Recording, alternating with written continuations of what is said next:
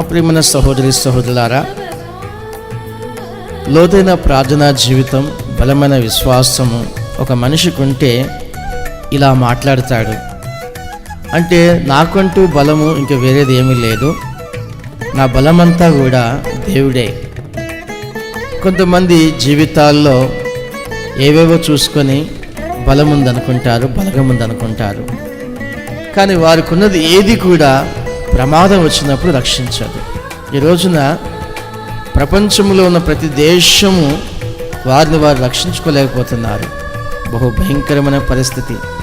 ధనవంతులైన వారి ప్రాణాలని కాపాడుకోలేకపోతున్నారు. మంచి ఆట ఆడే ఆటగాళ్ళైనా వారి ప్రాణాలని కాపాడుకోలేకపోతున్నారు.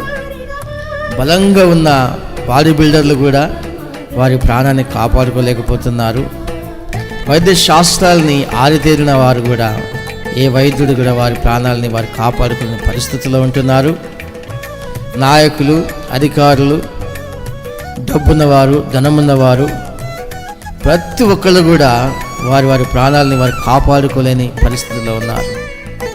ఎంత బంగారం ఉంటే ఏంటి, ఎన్ని బిల్డింగ్లు ఉంటే ఏంటి, ఎంత డబ్బు ఉంటే ఏంటి, ఎంత ధనం ఉంటే ఏంటి, ఎంత పెద్ద పేరుంటే ఏంటి, వారిని వారి పేరు వారి ధనము రక్షిస్తుందా అని అంటే ఈ రోజున ఏది కాపాడుతలేదు వారి ప్రాణాలని.